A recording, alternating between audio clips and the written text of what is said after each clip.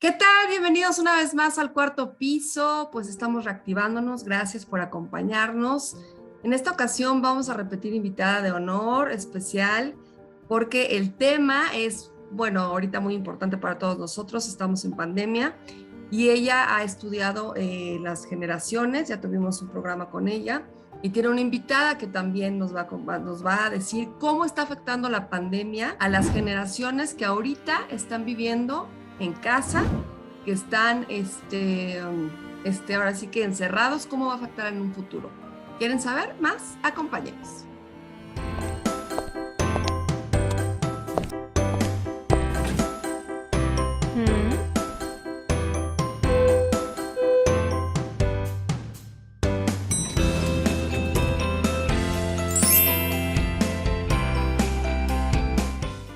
Y bueno, pues ahora sí, les presento a nuestra invitada, ya la conocen, Lía Vera, que es especialista en el estudio de las generaciones, de todas las generaciones, y también a Fabiola Pastrana desde Perú. Muchas gracias hasta Perú, muchos saludos, muchas gracias por aceptar este espacio, bienvenidas las dos. Y pues tengo que empezar contigo, Lía, para que nos des una breve introducción a lo que vamos a hablar el día de hoy. Súper, muchísimas gracias, Diana. Feliz de que me vuelvas a invitar a tu programa. La verdad es que aquí la pasamos muy bien. Y sí, es todo un tema. Primero vamos a dividir un poco, más allá de las generaciones, que es una breve introducción, ¿no? De mayores de los que nacieron antes entre el 1939 y 1959 son los baby boomers, después venimos generación X hasta el 82, del 82 al 2005, acuérdense que hablamos de teoría generacional, no de generaciones mercadológicas, nacen hasta el 2005 y yo creo que el tema en el que nos vamos a enfocar ahorita, Diana, es precisamente de los que nacen desde el 2005 o desde el 2000 hasta ahorita, pero sería más o menos desde el 2005 porque ya tendrían 17 años esas personas que son la generación contemplativa que han vivido en sus casas. Bueno, me gustaría también aprovechar para presentar a Fabiola. Sí, claro. Ella nos acompaña, gracias. Ella nos acompaña desde Perú, ella es especialista en 1,000 millones de cosas, es una buenaza en todo el tema de desarrollo organizacional, trabaja con empresas internacionales, juntas nos acompañamos mucho, sobre todo para temas empresariales, pero nos encanta el tema de los adolescentes. Y ella precisamente tiene una escuela para padres, habla del tema de adolescentes.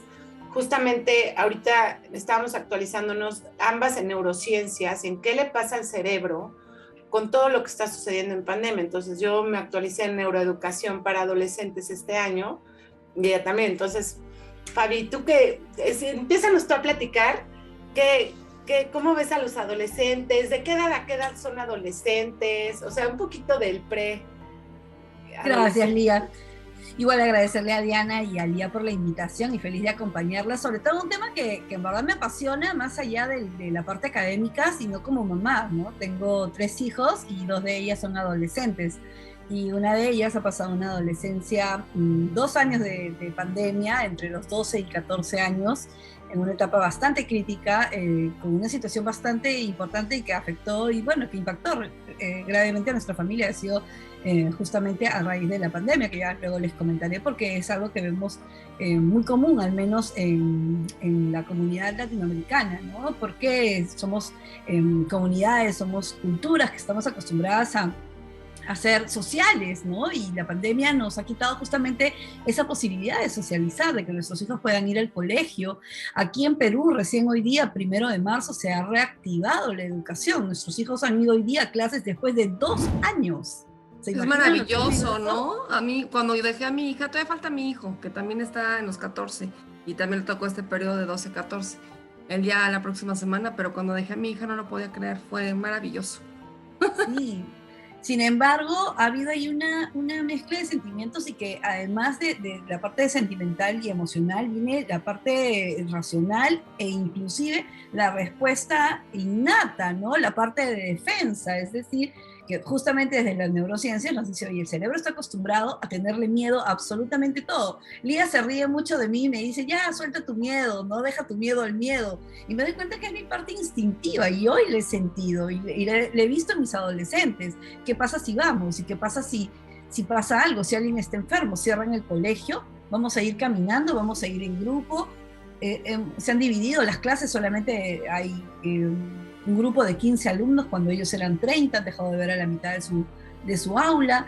Entonces, eso es natural e instintivo porque el cerebro está predispuesto a tener miedo. Claro. Nacimos con esa neofobia, que es miedo a lo nuevo. Y hoy, 1 de marzo, que en Perú ha sido empezar algo nuevo. Han hecho hasta tour en el colegio. ¿Y cómo han regresado? Han regresado diciendo, oye, sí, todo bien, pero ¿y mañana cómo va a ser? Y sí, cuánto nosotros los papás le estamos trasladando también ese miedo, porque yo he tenido miedo, ¿no? Por más que me he sentido liberada. Claro, mira, aquí en casa, por ejemplo, los dos ya tuvieron COVID, yo también ya tuve COVID, y el miedo no es tanto ese, pero sí he visto que hay, no solo en casa, sino con amistades, quiero que me cuenten cómo han visto que ha afectado, que también hay mucha resistencia de los niños de regresar, o sea, como que no regresar porque no sé si es comodidad un poco de que ya les dio estar en casa, no sé si es un poco lo que tú me dices del miedo a lo desconocido, o los cerebros que ya empezaron a trabajar de una forma y les cuesta volver a empezar nuevamente a la rutina. ¿Qué es lo que está pasando? Fíjate que, si me permites, yo creo que he observado, vamos, yo también tengo 2 hijas adolescentes y una más chiquita, y fíjate que mi hija chica, lo habíamos platicado, tiene síndrome de Down y iba con un neurólogo. Este neurólogo ha escrito un montón de libros, se llama John Unruh, y me decía, no te preocupes por los niños chiquitos, ellos de alguna manera se van a adaptar. Ocúpate de tus adolescentes, porque ellos necesitan fortalecer esta parte social. A mí me gustaría explicarlo como me lo explicaron a mí. Me dijeron, una vez que el cerebro de un niño cumple 12 años, 11 años, digo, no hay una fecha exacta, se empieza a actualizar. O sea, deja de ocupar su cuestión lógica, ¿no? Ahorita Fabi nos los va a explicar un poquito más con detalle, y empieza a usar solo las emociones.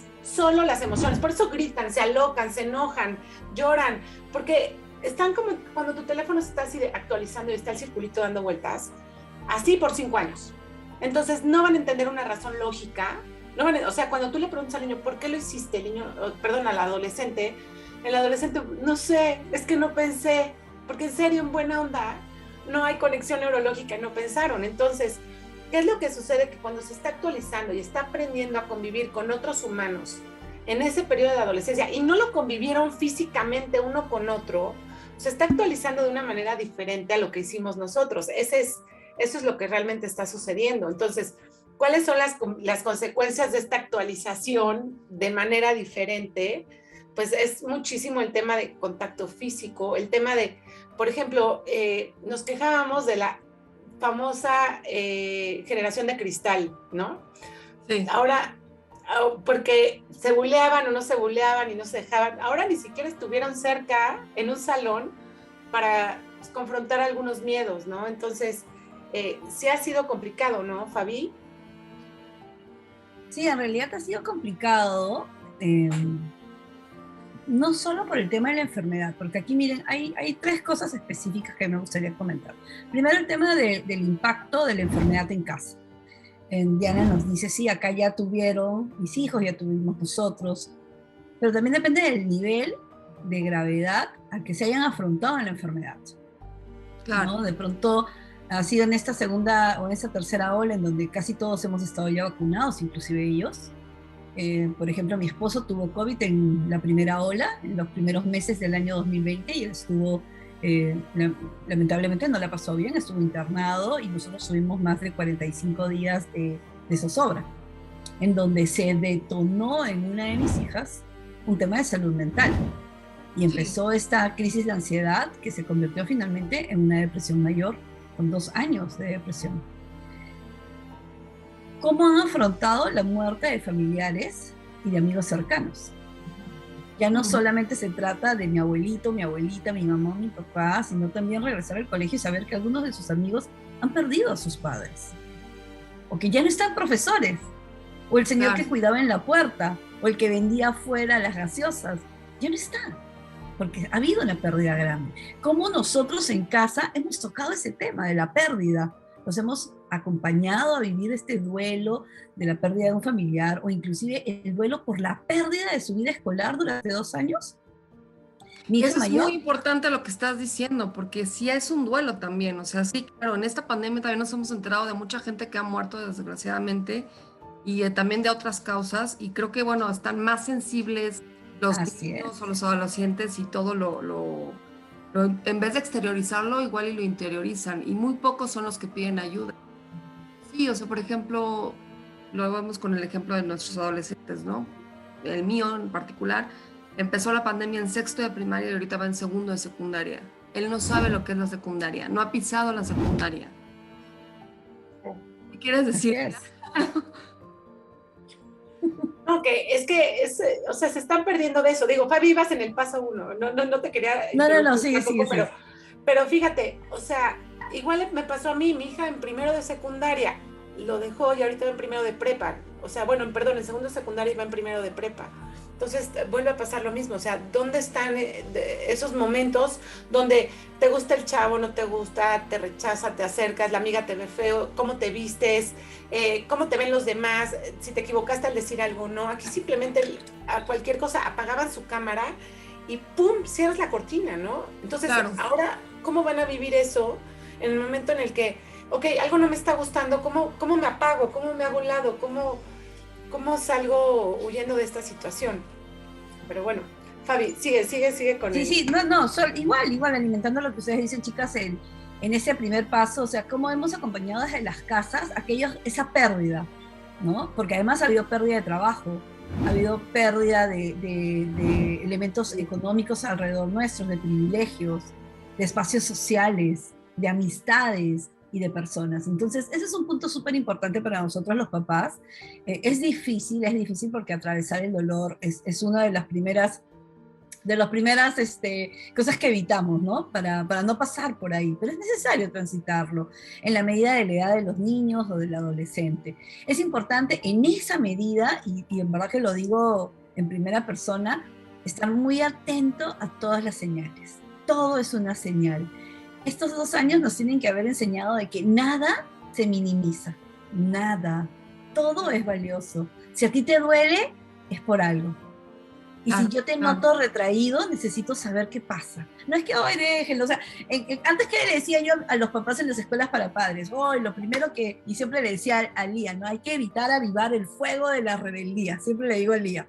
Y por ejemplo, mantener la privacidad de los adolescentes es uno de los primeros puntos para evitar avivar el fuego de la rebeldía. Sin embargo, en pandemia, algunas cosas han cambiado. Esa privacidad tiene que tener esa mirada de papá, de mamá o de la persona que cuida a este adolescente, de saber, a ver, ¿qué hay ahí? Esa tristeza, esa voz bajita, esa melancolía, ese alejamiento, ese mal humor. No, es que es su privacidad. Sí, pero hoy te toca ir un poquito más allá. ¿Que todo bien? Cuéntame, ¿cómo te ha ido? Qué triste, ¿no? Te cuento que una amiga en el trabajo se ha enfermado. Te cuento que el papá de fulanita ha estado mal. Oye, qué pena lo que pasó con el tío. Todos, o sea, necesitas entrar, pero desde la primera persona, desde yo me siento, para que ellos puedan animarse, ¿no? Y estar muy atenta a cualquier indicador, ¿no? O sea, no es tiempo de minimizar absolutamente nada. No, que es adolescente. A mí me decían con mi hija, es adolescente y justo le ha tocado pandemia. No, hay algo más. Eso ya no es una tristeza, una melancolía o una preocupación por papá. Allí hay algo más. Entonces, ¿qué esperamos para los próximos años? Tener como un bache de personas, de los que están ahorita en la adolescencia, digamos, personas depresivas, ¿cómo se puede mejorar esto? ¿O cómo va a afectar a la sociedad? En realidad, particularmente lo que veo, porque soy coach educativa con especialidad en TDAH, entonces acompaño muchos adolescentes y familias, lo que veo es que hay una necesidad importantísima de en este momento empezar a potenciar las habilidades que sí se han consolidado durante el tiempo de pandemia, porque hay muchas.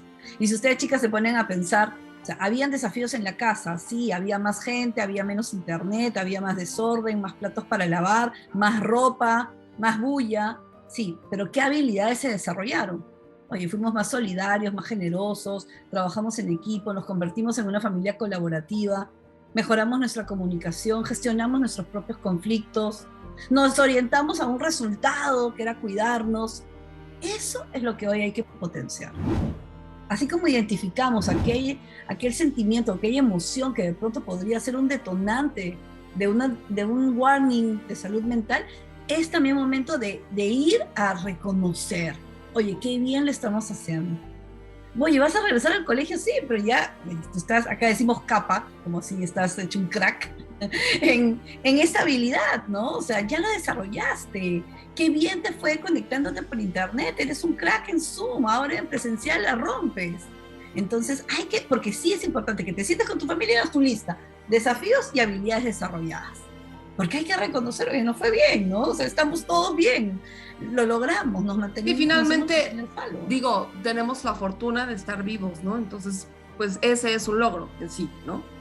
Así es, porque hubo algo que ha permitido mantenernos juntos, unidos. De repente comiendo sopa de piedras todos los días porque la situación económica no fue buena, pero eso fue una amenaza externa que no hemos podido controlar. Pero lo que hubo dentro de la casa es una fortaleza que necesita sostenerse.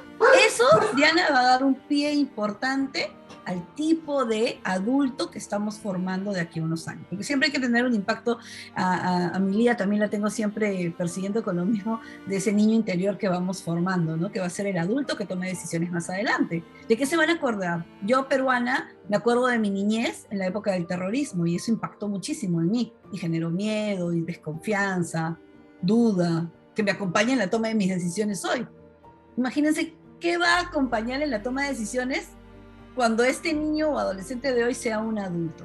Eso ¿Cómo lo ven? Que sea una persona resiliente, o sea, que tendemos más a tener personas resilientes y aguerridas, o a todo lo contrario. A mí me gustaría comentar ahí que, fíjate, al llamarse de generación contemplativa, es gente que siempre ha estado pegado a sus papás, pegado a la falda de sus papás. O sea, el millennial todavía fue un poquito más libre.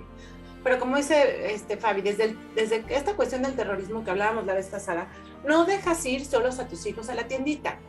Nunca. Desde que tienen 5 años, 6 años, deja la pandemia. La misma historia en México, que ha habido no sé cuántos cientos de miles de muertos por nuestra guerra del narcotráfico. Los niños han estado encerrados. Entonces no los dejamos salir a la calle. Por eso es contemplativa, porque contemplan la pantalla, contemplan el celular, contemplan la televisión y no los dejamos irse a jugar porque algo les puede pasar, ¿no? Entonces, una vez ya los teníamos encerrados, cuando llegó la pandemia, pues ellos ya están más preparados que nosotros porque ellos ya estaban acostumbrados a vivir un poco más encerrados. Sin embargo, algo que tú comentaste que me hizo como mucho ruido es, hay algunos de ellos que no quieren regresar al colegio. ¿Qué se hace con ellos? De alguna manera tiene que haber reglas dentro de la casa y en esas reglas es convivir con otros seres humanos en vivo. Es que yo prefiero virtual. ¿Por qué? Porque estoy más cómodo. No, a ver, en esta casa, si tienes la opción de estar virtual o presencial, a lo mejor empezar de poquitos. A ver, 2 días vas a ir presencial y 3 virtual y luego 3 presencial, hasta que ya quieras ir todo presencial. A mí lo que me pasó con mis 2 hijas es que las 2 empezaron con mucha flojera de ir, pero cuando vieron a sus amigas, se dieron cuenta que podían jugar fútbol con cubrebocas, que podían contar el chisme, que podían estar cerca, ya no lo dejan. O sea, de pronto me dice, mamá, hoy no quiero ir, les doy el permiso de que no vayan una que otra vez, ¿no? Pero sí me gustaría como rescatar cosas y es, cualquier cosa es señal. Yo también tuve una situación similar a la de Fabi, y cualquier comportamiento raro de tu hijo, que no te hable, que se aísle, que se tape demasiado, hay que estar como acompañando para ver qué está pasando. Y les voy a dar un tip de cómo a mí me ayudó. Yo encontré un video una entrevista como esta, ¿no? En Instagram, y era una chavita que contaba su historia de cómo le había ido con un tema de drogas, ¿no? Estuvo con un tema de alcoholismo, drogadicción, violación, o sea, todo un drama terrible. Entonces les dije, oigan, justo estaban encerradas y les dije, miren, de cuántas cosas a lo mejor también se han salvado en la pandemia, porque cuando tienes la hormona todo lo que da, estuvieron guardadas. La hormona se va a apaciguar un poquito más adelante, entonces en ese momento a lo mejor estuvieron un poco más calmadas. Y en eso, al poner ese video, ¿no? Una de mis hijas se acercó y me dijo, mamá, te tengo que contar algo, ¿no? No lo voy a contar en ese momento, pero fue una situación fuerte. Y al atreverse a contarme esto, es como enseñarles que hay otras personas en la misma situación que tú. Y eso los vuelve súper poderosos, o sea, te da un superpoder. Y una segunda recomendación que me encanta es, los adolescentes no los puedes obligar a hablar. Como decía Fabi, habla tú para que ellos hablen. Cuenta tu historia y ellos van a empezar a contar la tuya. Pero cuando por alguna razón de pronto estás cocinando y ya tienes prisa y te tienes que ir y estás haciendo así el huevito a toda velocidad y eso de, oye mamá, una pregunta. Ese tiene que ser el detonador mágico. O sea, ya valiste gorro. Vas a tener que hacer un huevito 20 minutos y te vas a tener que hacer güey porque tu adolescente quiere hablar. Y vas a llegar tarde, de una vez agarra el teléfono y digo, voy a llegar tarde. ¿Qué pasó, mi vida? Es que fíjate que mi amiga el otro día, ¿qué te dijo tu amiga? O sea, tú te callas y sigues así, batiendo el huevito 20 minutos y desayunas, te pones aquí a limpiar por allá y atenta a escuchar todo lo que te puedan decir. Porque cuando empieza a hablar el adolescente, tienes que callar, no das consejos, eso lo harás después. Lo piensas, lo meditas, no, ya le dices, oye, lo que me contaste el otro día, esto. Pero cuando empieza a hablar, cállate. Y tampoco le prestes tanta atención. O sea, digo, parece que nos estamos preparando para qué, ¿no? Pero así funciona. Entonces, empieza a hablar, tú cállate, como que pones mucha atención, pero no mucha, y abrir los oídos al máximo. Ahí, ¿sabes qué funciona, Lía? Yo siempre les digo a los papás que es como ponernos un espejo retrovisor, esos del auto o de la bicicleta. O sea, clávatelo acá. Entonces, mientras tú hablas con el adolescente, tienes que ir mirando en tu espejo tu cara. Porque la cara de... No. O sea, ¿qué hace el adolescente? Inmediatamente su cerebro, voy a sacar mi cerebro reptiliano, su cerebro reptiliano, que es la parte trasera, ay, perdón, mi cerebro no quiere salir, la parte trasera de nuestro cerebro, que está por aquí. Este es un hermoso regalo que me hizo mi amiga Lía, hace poco nos hemos visto y me regaló mi cerebro. ¡Qué bonito está! Sí, está hermoso. Ese es, el cerebro es la corteza prefrontal, por aquí donde razonamos, y aquí está el cerebro más antiguo del ser humano, que es el cerebro llamado reptiliano o paleolítico. El cerebro reptiliano de la mamá salta, ¿qué? Tomó mi hija de 17 años, o sea, ha salido de la pandemia y ha sido como si hubieran abierto las puertas de Alcatraz y ha salido a probar la vida, porque se perdió 2 años. Acá en Perú perdió el último año de su educación escolar, que es el año de todo, de las fiestas, de los amigos, del terminar todo, ¿no? Entonces ha salido de la pandemia y está, pero... Entonces, ¿por qué? Porque su cerebro le ha dicho sobrevive, prueba. Y si yo, mamá, mi cerebro me dice asústate, asómbrate, inmediatamente la neurona espejo va a generar que mi adolescente se bloquee, se cierre y se acabe la comunicación. Entonces ahí es sonrisa, nada me asombra. Hay una clave, el adolescente necesita ser escuchado para escuchar. Mira qué interesante, ¿eh? Ser escuchado para escuchar. Entonces lo que dice Lía es fantástico, escucha, sonríe, pregunta cerrada, no, pregunta abierta. ¿Y cómo te sentiste tú con eso? ¿Y qué ibas pensando? ¿Y cómo así se les ocurrió? ¿Y qué más pasó? Sin juicios, libérate. Date 3 segundos de decir, solo voy a escuchar. Cuando termine, si realmente ha sido pues algo que te ha roto el cerebro y no sabes por dónde empezar, toma aire, ve al baño, toma agua, sal por la ventana y grita, y regresas y le dirás, ¿sabes qué? Estaba pensando y creo que no me gusta del todo lo que me has dicho. Me ha generado una preocupación y quiero que me cuentes tú cómo te sientes con eso. Ha habido, por ejemplo, licor. ¿Cómo ha sido el consumo de licor? Me parece que me has dicho que no habían adultos. O no usaron mascarilla. ¿Cómo nos hemos cuidado tanto tiempo? ¿Cómo te gustaría cuidarte a ti ahora en una situación de estas? Entonces, pero neutro. Que puede ser también un poco más difícil de por sí con el estrés ya de educar a adolescentes, con todo este estrés que estamos teniendo, ¿no? Sí, claro, pero es que el adolescente es una llamita y el papá, la mamá o el cuidador se convierte en gasolina, ¿me entiendes? O sea, está así, avivando, pero el fuego de la rebeldía vive ahí. Y va a vivir porque yo lo tuve, Lía lo tuvo, Diana lo tuvo, todos hemos tenido ese fuego de la rebeldía. Y el mayor avivador del fuego es el papá o la mamá, ¿no? Con la cara, con la crítica, con el juicio, que es lo que decimos no querer hacer. Sin embargo, este cerebro instintivo en modo sobreprotección sale, ¿no? Lía, algo estabas diciendo. No, perdón. claro, y que además ellos son expertos en hacernos explotar y nosotros parecemos tontos, o sea, digo, o sea, no puede ser que caigamos como uno, o sea, cuando caigo digo, bueno, qué idiota soy, o sea, me lo está haciendo, ¿no? Está de, oye, por favor, levanta ese plato ahorita que acabas de ver la tele, ¿no? Y en eso pasas, oye, el plato.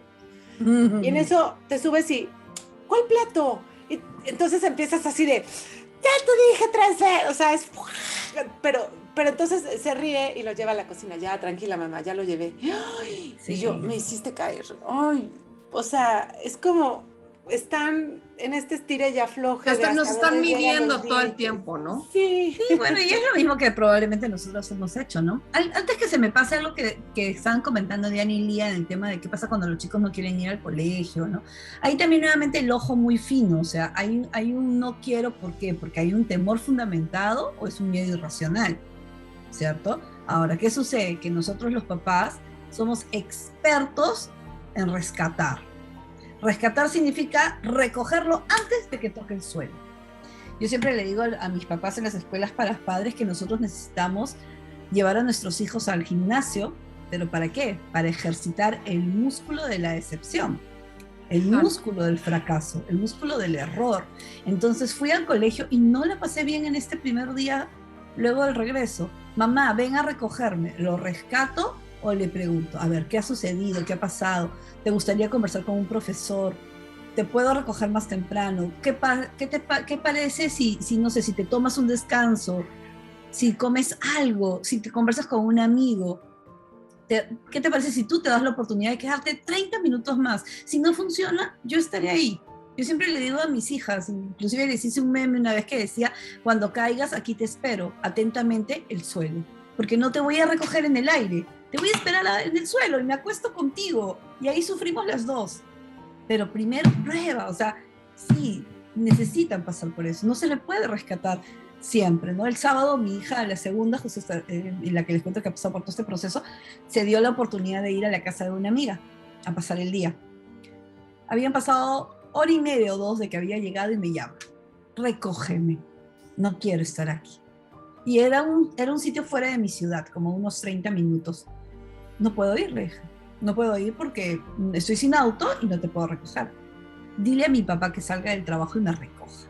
No puedo estar aquí, estoy en el baño, mamá. Y la sentía hiperventilada, ansiosa, con voz de llanto. O sea, mi instinto natural era ir corriendo sobre un burro, pero llegaba a recogerla. Pero pues dije, si la rescato ahora, ¿cuántas veces más la voy a rescatar? Claro. ¿Qué te parece si tú te das la oportunidad? ¿Qué puedes hacer? Anda, conversa con fulana, con sutana, date una vuelta por la casa, come algo, duerme. Me llamó a la hora y tanto. ¿Sabes qué? Sí me quedo. Entonces, hoy le dio la oportunidad de ir a su colegio. Sí, y se la pasó feliz. Tanto sí que la amiga que le invitó viene mañana a la casa. No, pues súper. Pero yo iba a correr, y si mi esposo hubiera sabido, hubiera salido disparado, y si ahora se entera me va a decir mala madre que no fuiste por ella. Pero hay que buscar eso, ejercitar ese músculo del probar que las cosas a veces no funcionan, porque no siempre vamos a estar buenas para rescatarlas, ¿no? Y en esta época de pandemia nos hemos encargado de rescatarlos diariamente, porque hemos vivido rescatándolos mutuamente. Entonces ahora hay que ayudarlos un poquito en eso, ¿no? Sí, yo creo que es como cuando te falla alguna parte del cuerpo y que necesitas rehabilitación, ¿no? Entonces, poquito a poquito. Aquí es lo mismo, o sea, se quedaron mucho tiempo en casa y tal vez el músculo de la socialización, pues todavía les cuesta un poco de trabajo, ¿no? Porque ya se pasaron a lo otro. Entonces, ir poquito a poquito. Ya para ir terminando, porque nos queda poquito, ¿qué es lo que más, qué es lo rescatable de esta situación? Y lo que ustedes han visto que se va a desarrollar en los próximos años con los adolescentes. Bueno, pues si quieres empiezo. Lo primero que veo es que sí, es un mundo virtual, o sea, estamos viendo el metaverso que está poniendo Facebook, la realidad virtual. A la gente ya no le gusta hablar por teléfono como a nosotros, sino es un mundo un poquito más desapegado socialmente. De alguna manera tienen unas amistades, su círculo debe de ser más reducido porque no tienen tanta socialización con tanta gente como nosotros al estar sueltos por todos lados. y es algo que se puede aprender si no los rescatamos, así de fácil. O sea, ve y platica, o sea, ¿qué te digo? Restringamos el uso del teléfono. Tenemos tanto miedo le tenemos tanto miedo a nuestros adolescentes, a la confrontación, ay, es que mi hijo, es que si le quito el teléfono se va a poner como loco, ¿no? O sea, nosotros le tenemos miedo a ellos. Entonces es como simplemente, Diana, hacer reglas claras y decir, el teléfono se va a usar 3 horas. Y también con el ejemplo, ¿no? Si te digo, deja el celular, por Dios, hago montaña de los celulares de la casa, los pongo a un lado y nos ponemos, así podemos empezar a interactuar. Pero si yo no empiezo a limitar su tiempo en vez de estar socializando con otros amigos y ellos están pegados al teléfono, ahí es donde van a perder esas habilidades sociales, que son habilidades esenciales, ¿no? Ya no son sociales ni habilidades blandas, como me dice Fabi, son esenciales. Entonces, ahí es donde la clave del éxito, o sea, el 85% del éxito de una persona está en sus habilidades emocionales. Sí, entonces, ¿para qué lo mando a estudiar a la mejor universidad si el niño no sabe socializar? Entonces, ¿cómo lo hago? Separando el teléfono y metiéndolo en grupos sociales, que se metan a los Boy Scouts, a natación, a hacer un deporte, algo donde tengan que convivir con otros niños, así, a fuerza, y, o sea, negociando. Fabi me va a decir, no seas impositiva, negociando, pero sí, logrando. Sí, inclusive llamar a esas normas o reglas acuerdos, ¿no? ¿Cuáles son los acuerdos?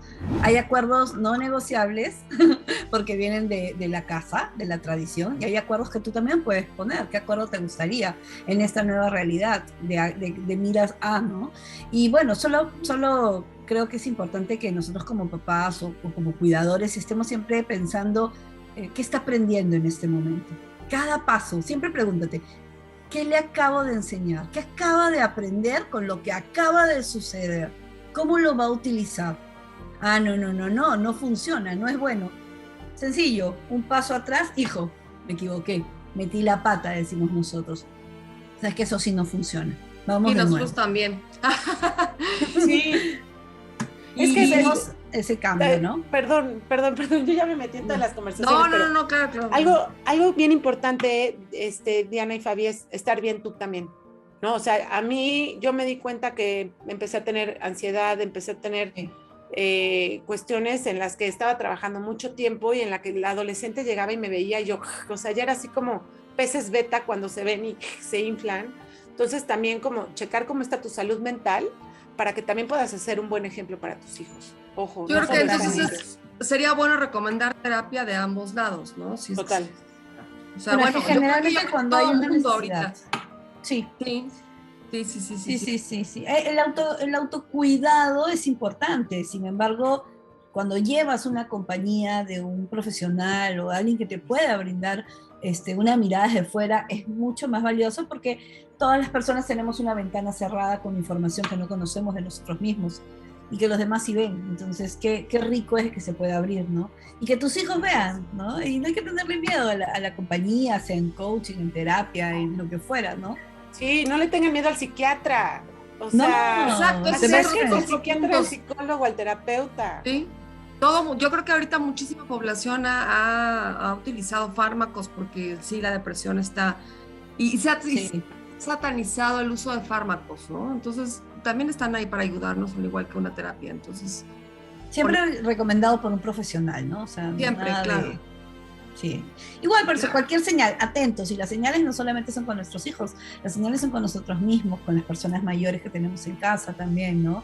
Y nada se minimiza, todo tiene valor, ¿no? Las emociones tienen un valor significativo, no es que se enojó poquito o lloró mucho porque está muy triste, es simplemente tristeza, enojo, y eso hay que valorarlo en el adolescente, ¿no? Y mirar, o sea, este adolescente es un líder del futuro, ¿quién quiero que me lidere más adelante, ¿no? Que esté formando en él. Y ya saben, sin avivar llamas de la rebeldía, así, tu espejo retrovisor, vas viendo tu cara y dices, uy, no, esta cara no me gusta. Oigan, pues muy interesante toda esta plática. Si nos pueden dejar sus redes sociales para que también las siga nuestro público. Y bueno, si los pueden contactar también para alguna... ¿Das tú, Fabiola, por ejemplo, asesoría también? Sí, bueno, en realidad hemos estado trabajando con Lía a nivel organizacional porque también muchas empresas han visto la necesidad de trabajar el impacto con las familias en sus organizaciones, con temas para padres y adolescentes, ¿no? Entonces sí, trabajamos caja de herramientas para padres y adolescentes, que es fantástico, en verdad, a mí me gusta mucho. Y sobre todo ahora en tiempo. ¿Dónde te podemos Facebook, encontrar? en Instagram, en Facebook, estoy como Fabiola Pastrana, o como Inspírate, que es el nombre de mi organización. Pero siempre si no, a través de Lía Vera, nivel 180, yo ahí estoy.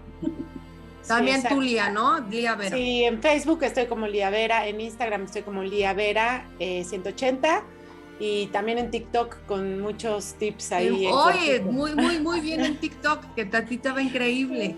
De hecho, así te conocí. De hecho, así nos conocimos en TikTok, por cierto. Por cierto, bueno, pues les mando un beso hasta Puebla, hasta Perú. Gracias por haber estado aquí en el cuarto piso y bueno, seguramente tendrán mucha gente que los contactará por las dudas que esto genera. Y muchísimas gracias por aclararnos un panorama ahorita. A ustedes. Un abrazo fuerte desde Perú. Gracias. Y un abrazo al adolescente. Claro, sí, exacto. Igualmente para los adolescentes. A echarle ganas. Gracias. Gracias. Bye, bye.